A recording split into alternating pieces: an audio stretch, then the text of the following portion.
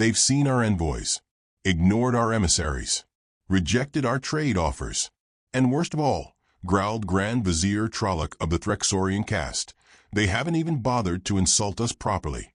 It's offensive. The Verne delegate blinked sideways, tapping data into a cube-shaped device with frantic claws. It's possible they simply lack the processing power to understand interstellar etiquette.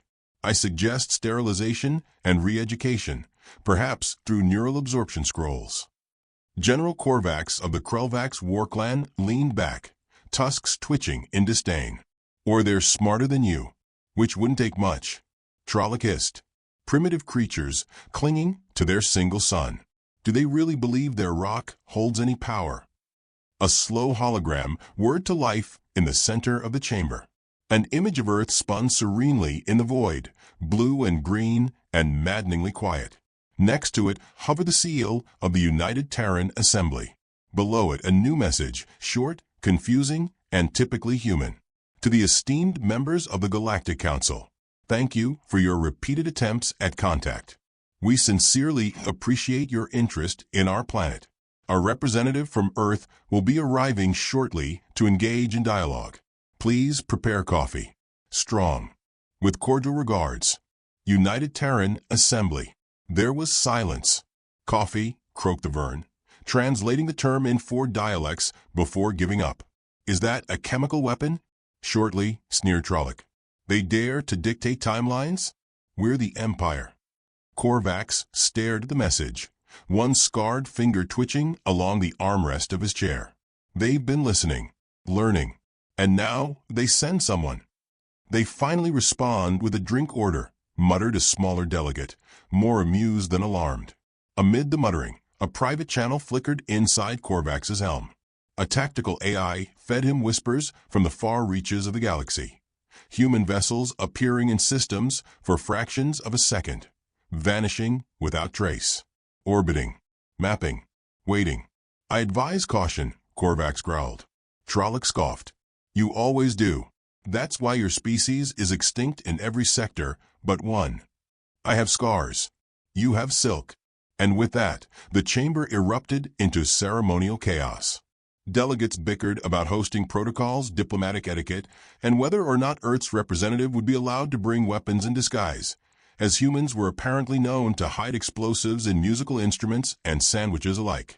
Meanwhile, light years away on a neutral station hovering at the edge of Empire space, a single human shuttle made its quiet approach. It was sleek, matte black, and utterly forgettable. The kind of craft designed not to impress, but to arrive unnoticed.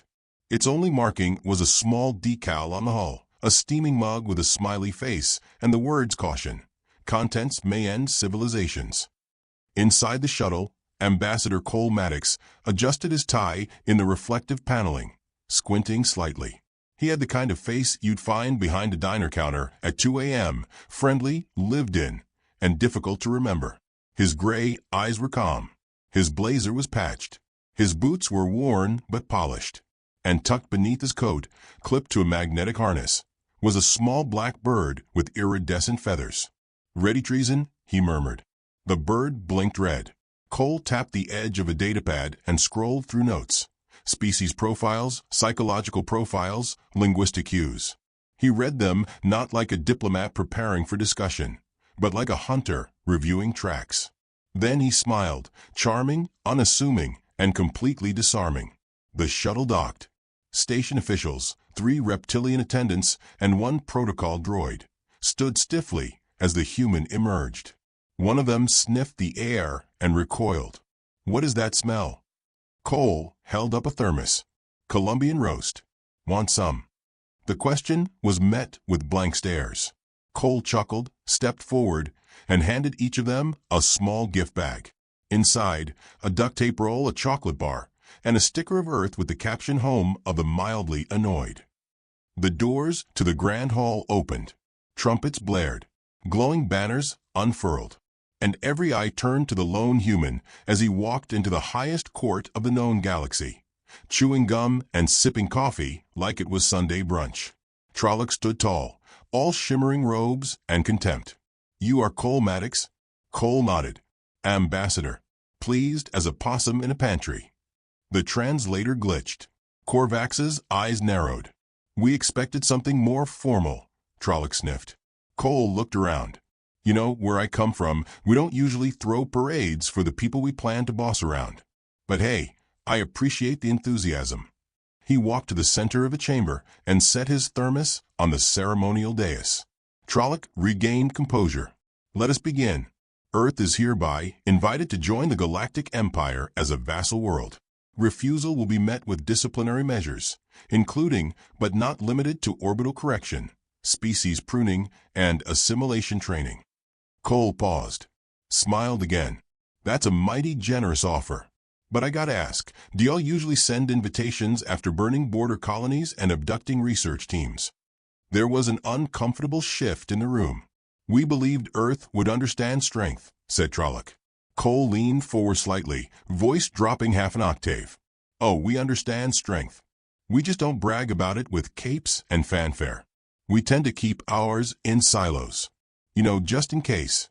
Is that a threat? The Vern squeaked. Lord, no, Cole said warmly. Threats are rude.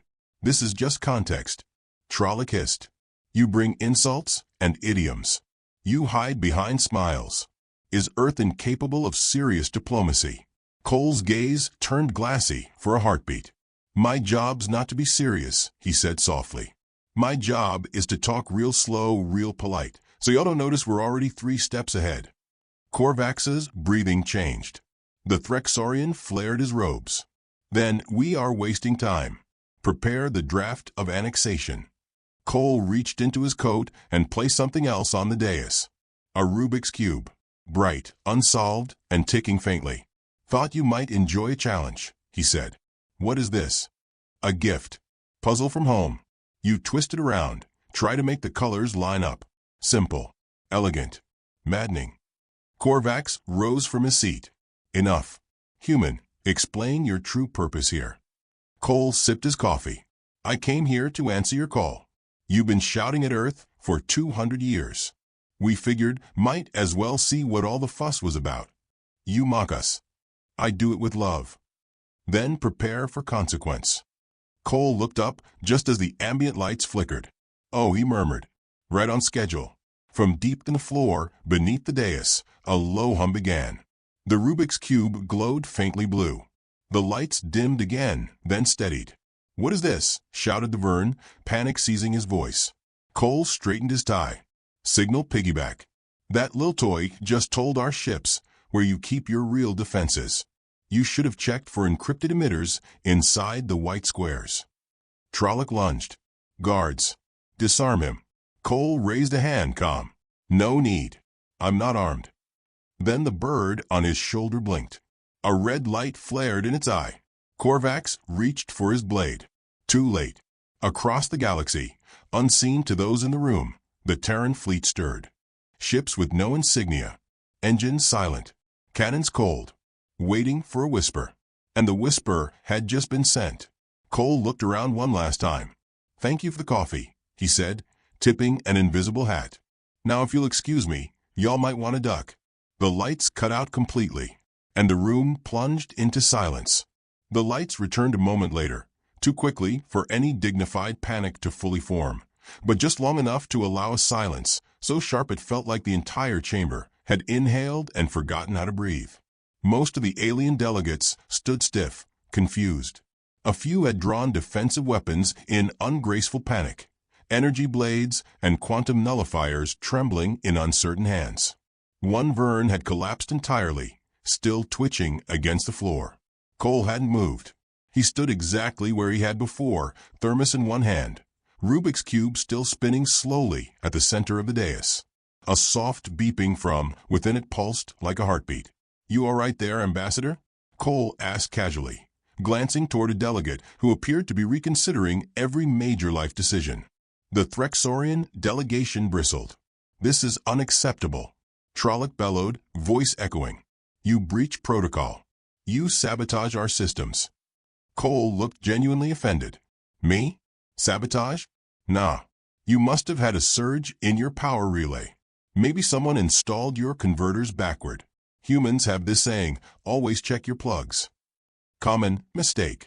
It was synchronized, Korvax said flatly, now walking slowly around the perimeter of the chamber, hand hovering near his belt.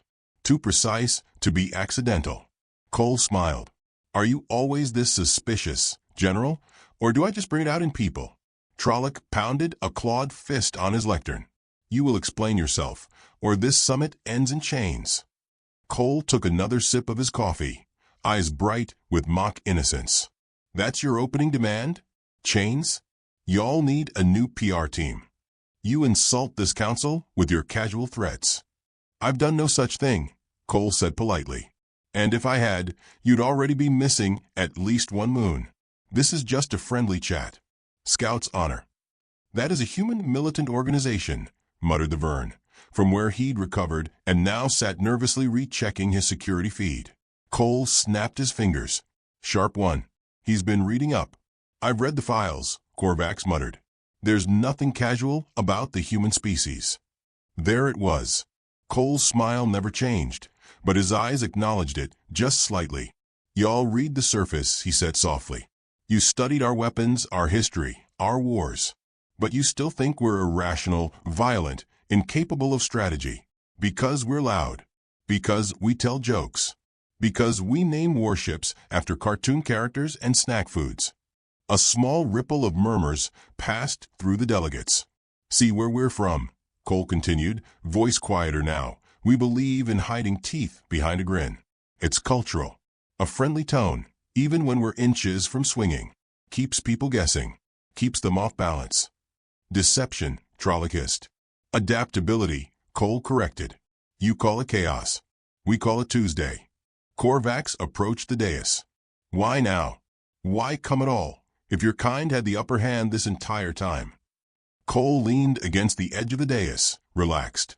Because we were waiting for you to get cocky enough to invite us to your living room. The cube beeped again. Delegates turned toward it.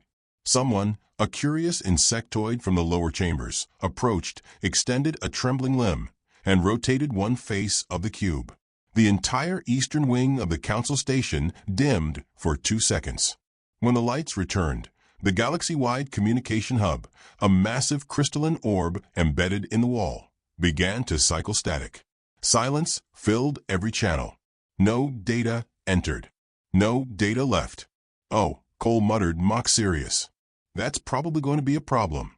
The alien froze. What did I do? You solved one face, Cole answered. Solving 3 sends a signal. Solving 6? Well, let's keep that a surprise. The council erupted in argument. Shouts of sabotage, betrayal, and retaliation collided with the clicking of translated dialects. Some demanded security, seize Cole immediately. Others, more cautious, suggested negotiation. The younger species, those newest to the council, watched in pale, horrified fascination. Trolloc raised both arms and shouted over the chaos. Enough. Restrain the human. 2 guards, massive, scaled, and armored, moved forward. Cole simply glanced at them. They froze. A soft ticking sound had started. Not from the cube. From the ceiling. The guards looked up. Nothing there. But something unseen pressed against their instincts. Their muscles refused to obey the command to move forward. Their feet held still as if the gravity had tripled. Cole turned slowly toward Trolloc. I wouldn't, he said softly. Or what? Cole smiled again. That same calm, diner-waiter grin that had no business being in a war council chamber. There's a reason we stopped responding, he said. Earth isn't a fan of attention. We like our peace. But y'all kept poking. Captured a science vessel. Interrogated civilians. Launched weapons at Pluto. They were warning shots. Cole's voice dropped to a murmur that somehow carried to every corner of the chamber. Pluto is a dog's name to us, and we still defend it. One of the younger delegates leaned toward the Threxorian ambassador. Is he saying they care about planetary pets? Trolloc ignored him, but the whispering began to spread. Cole sipped again. You pushed. We pulled back. You escalated. We stayed quiet. You assumed we were afraid. And you are not. Korvax asked, genuinely curious. Cole looked thoughtful. Oh, we're terrified of a lot of things, he said cheerfully. Running out of coffee. Stepping on Legos barefoot. Live-action remakes. Silence. But we're not afraid of you. And just like that, the chamber changed. No overt action. No military display. Just tone. The humor didn't vanish. It bent, sharpened, became the kind of levity that precedes something terrible. A joke before a blade. What do you want? Korvax asked finally. Cole set the thermos down and folded his arms. Humanity's terms are simple. Leave Earth alone. Leave our system alone. Wipe our name from your annexation lists. Trolloc sputtered.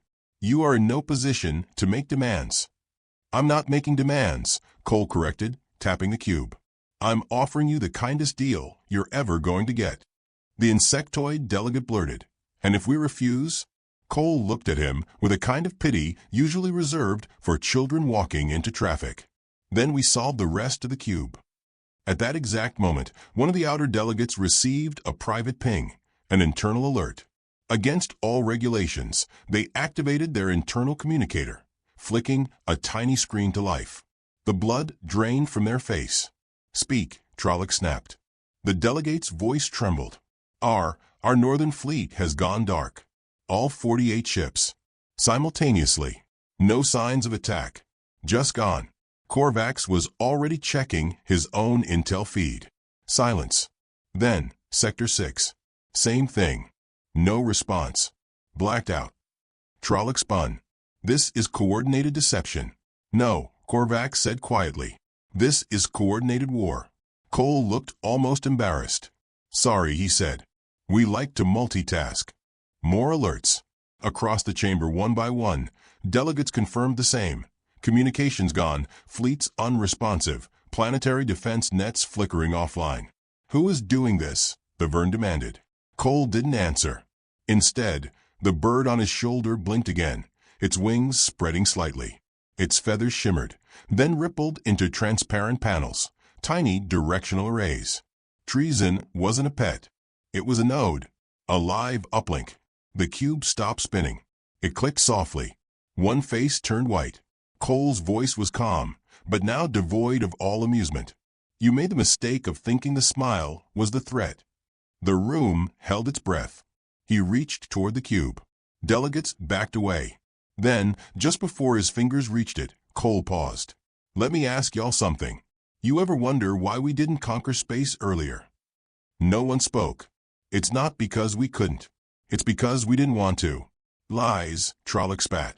Cole looked at him. Not angry. Not mocking. Just tired. You see stars and want to rule them. We see stars and want to be left the hell alone. Korvax, quiet, asked, Why come now? Cole nodded. To remind you that silence doesn't mean surrender. It means we're aiming. Another face on the cube clicked. The room flinched. But Cole pulled his hand back. For now, consider this a favor, he said. What kind of favor? Asked the insectoid. The kind you tell stories about. So the next empire remembers. Then he walked away, slowly, unarmed, completely calm. As he reached the chamber doors, he turned back once. Oh, he added with a wink, we do accept tribute. Earth likes cookies. Chocolate chip. None of that raisin nonsense. The doors slid shut behind him, leaving silence in his wake. And, in the center of the room, the Rubik's Cube kept ticking. A cold stillness settled over the chamber long after Cole Maddox's boots had stopped echoing down the corridor. No one dared to speak. The Rubik's Cube continued its soft ticking, now pulsing in time, with a quiet panic blooming behind every set of alien eyes. Some tried not to look at it, pretending it wasn't there. Others stared at it obsessively, as though watching it might somehow delay the inevitable. Korvax stood near the central display console, arms folded, tusks tight against his jaw. The screen before him showed only static where once there had been fleet telemetry, supply chain data, orbital logs. He refreshed the feed. Again, nothing. Behind him, Trolloc paced like a caged beast, iridescent robes swishing violently as he hissed commands into his personal transmitter. No one answered. Not his planetary governors, not his inner fleet, not even his hand-picked enforcers stationed near the wormhole gates. The silence was total. This is a bluff, Trolloc snarled. as if repeating it would make it true. They've created the illusion of disappearance, cloak ships maybe, or falsified network feeds. You really think Earth has that kind of reach? Asked the insectoid delegate quietly, antennae twitching. Across 6 sectors? Simultaneously. They're primitive. No, they're not, Korvax interrupted flatly. Trolloc World. You've seen their reports. They were swinging metal sticks 2,000 years ago. And now they have orbital suppression platforms that move in silence, Korvax snapped. You don't find that jump alarming? Trolloc sneered, but his claws trembled as he tapped the console again. More static. Korvax looked back toward the sealed entrance doors. He said this was a favor. The insectoid delegate tilted his head. Then what's the consequence of refusal? Korvax didn't answer. Meanwhile, aboard the human stealth ship Midnight's Edge, orbiting in a sensor-blind pocket above the council station, Ambassador Cole Maddox adjusted his tie in the mirror once again. This time, though, the expression on his face wasn't for show. It was measured, reflective. His smile, when it came, was faint, not entirely kind. A voice buzzed softly in his ear. Package is stable. All exit vectors secured. Strike teams are synced. Just say the word, sir. Cole nodded. Hold position. He sat in a low seat across from a blank screen, which flared to life with a retinal scan.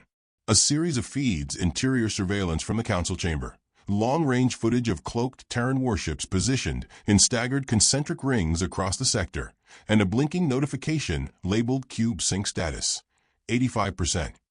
He exhaled through his nose, almost wistfully. They're going to push it. Back in the council chamber, tension had curdled into suspicion. Delegates whispered among themselves, clawed hands wringing, some casting accusatory glances at Trolloc, others inching toward private exit routes. The room had never been more divided, more fractured. Exactly how Cole had planned it. The insectoid delegate shifted uneasily, staring at the cube. We should solve it.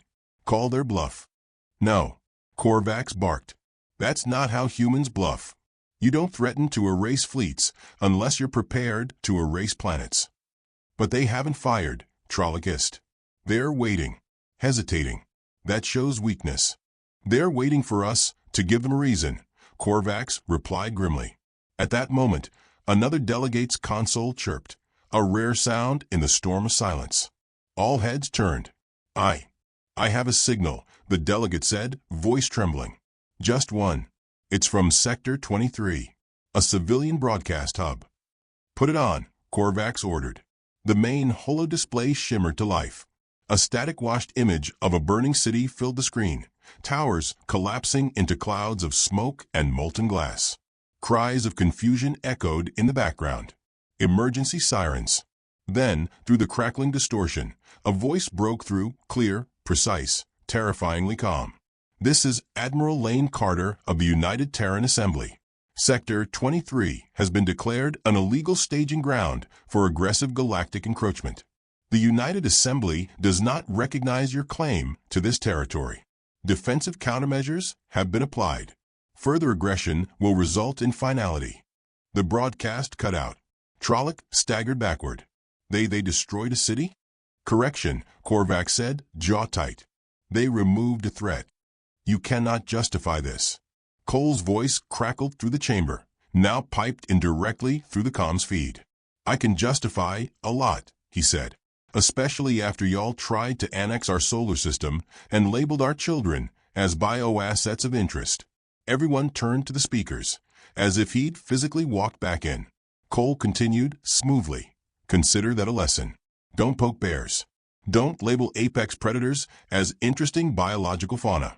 And definitely don't call dibs on a planet full of people who've been waiting 200 years for an excuse to reorganize the galaxy's food chain. You'll be hunted for this. Trolloc roared. Cole chuckled. You think we haven't been hunted before? The chamber dimmed again. Not a full blackout. This time it was deliberate. The lights adjusted, atmosphere pressure subtly shifted, and the image of Earth's moon appeared on every panel in the chamber. Not Earth. Not its defense systems. Just the moon. But now, beneath the surface layer, a honeycomb of weapons arrays and shifting metal strata moved like a slumbering beast. Satellite scans showed the lunar surface lifting in plate-sized sections. Beneath it, silos and hangars, and dark things that did not blink or sleep. What is that?" the insectoid whispered. "A memory," Cole said from the speaker. "One we buried until it was time." "Time for what?" Korvax asked. "For us to stop pretending." Static scratched, then was replaced by a low harmonic, resonating across frequencies only some of the delegates could hear. Several clutched their heads in discomfort. A few collapsed outright. "Stop this," Korvax growled. "You've proven your point." Cole's tone dropped into something grave. "You misunderstand. This is the point." Elsewhere, across the known galaxy, Terran vessels began to decloak, one by one. They didn't arrive with fireworks or grand declarations. They simply appeared. Above military outposts, over corporate trade stations, in orbit around legacy worlds of the old empires. No warning, no sound, just presence. Cole's voice filled the chamber again. "You built an empire on noise. Parades, threats, laser shows. You bark, posture, demand attention. We don't. Silence. Humans don't bark. We bite. And we don't stop biting until there's nothing left but bones and silence." Another delegate rose, trembling. "What do you want?" "Compliance," Cole said gently. "And if we refuse, then you become a history lesson." Korvax, for the first time in years, looked shaken. "And if we comply?" Cole's voice became smooth again, like velvet over steel. "Then you tell the others. You disband the Empire. You leave Earth alone. You teach your children our name not with fear, but with respect." "What if we forget?" the insectoid whispered. "Oh," Cole said, now amused again. "We'll remind you." One final chirp echoed through the chamber. The cube ticked. One last face turned white. A soft hum filled the room as a holographic display rose above the cube. An old image of a mushroom cloud. Human history. Hiroshima. Nagasaki. Then others, digital warfields, artificial plagues. Entire armies dissolved by nanite storms in training exercises. The message was clear. Earth didn't need to learn how to destroy. It only had to remember. Back aboard Midnight's Edge, Cole sat in silence, watching the feeds go dark one by one. Already came the voice of the operations officer in his earpiece. Cole didn't answer right away. He stared at a flickering feed of Trolloc, now slumped in his chair, muttering something about surrender and parliamentary negotiation, before finally tapping a single command key. "Stand down," he said. "Sir." "They've learned enough for today." He rose from his seat, stretched his arms, and poured another cup of coffee. On the ship's console, one final message queued up, set to auto-broadcast across all council frequencies. "Earth declines the invitation to join your empire. Consider this our RSVP." The screen dimmed. And just like that, the countdown stopped at 1. The silence following Cole Maddox's final broadcast felt heavier than any bombardment. In the council chamber, it settled like ash, suffocating and absolute. Delegates who once wielded entire civilizations with a gesture now sat still, mouths dry, hearts hammering beneath armored hides. The air smelled of scorched ozone and fear. The Rubik's Cube had stopped ticking. It no longer glowed. It just sat there, ordinary, harmless, its 6 sides now perfectly aligned. But the symmetry wasn't comforting. It was a countdown's final note. A seal. Trolloc, pale beneath his shimmering crest, stood on trembling legs. "They didn't fire," he whispered, like a man trying to wake from a nightmare. "It was all theater. It was coercion. Bluster." "You didn't see the way the cube changed the station's atmospheric frequencies," the insectoid murmured. "That wasn't theater." Korvax wasn't listening. He stared at the console, eyes fixed on the Terran fleet as it dispersed, not in retreat, but in effortless, disciplined formation. Each ship, a ghost in the void, vanished into micro-warp lanes that didn't exist an hour ago. No engine flare. No signature trails. Just precision vanishing. "They could have erased us," he said. "Every fleet. Every planet. We couldn't stop a single one." "But they didn't," Trolloc said, too quickly. "They didn't need to," Korvax replied, his voice carrying weight. They've done something worse. Back aboard Midnight's Edge, Cole stirred his coffee slowly, watching data streams cascade across the holoscreen. Defense grids were down. Trade routes were fractured. The Empire's communication lattice, once the envy of the stars, now blinked like broken glass.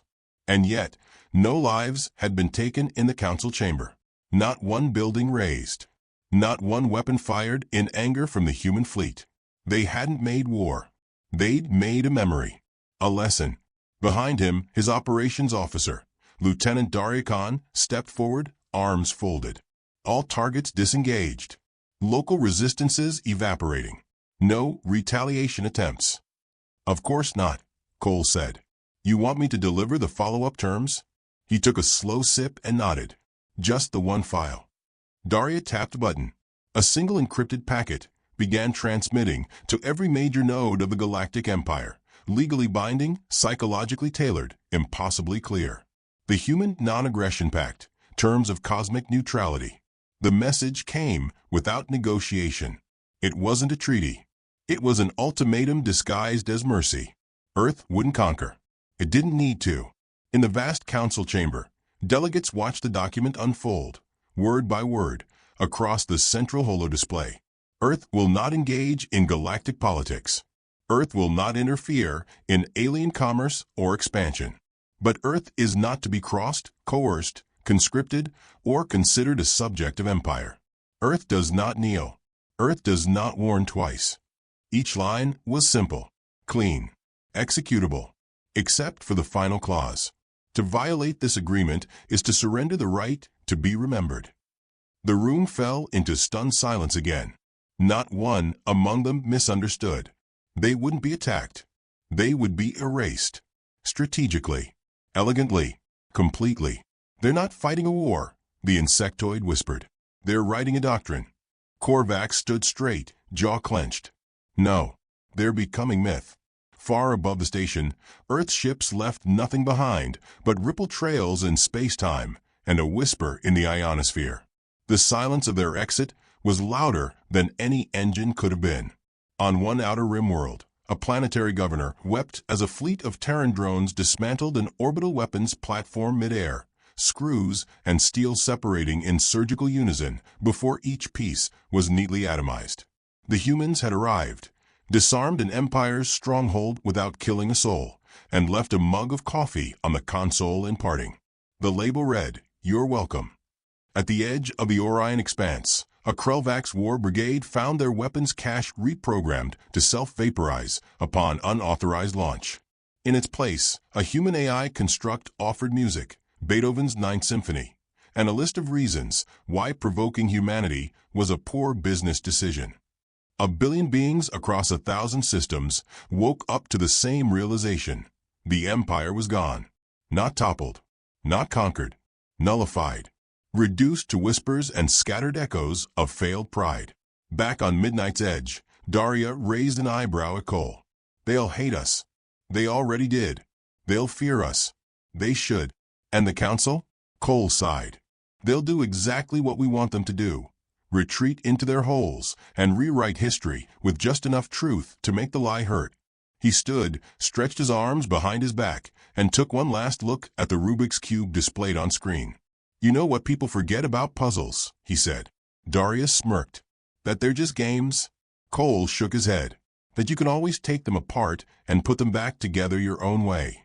Elsewhere in the galaxy, in the shattered halls of what was once the heart of imperial power, the remaining delegates reconvened. Their robes less polished, their voices more humble. An emergency assembly was formed, but no one suggested revenge. No one even said the word Earth. Instead, they focused on restructuring, on humility, on survival.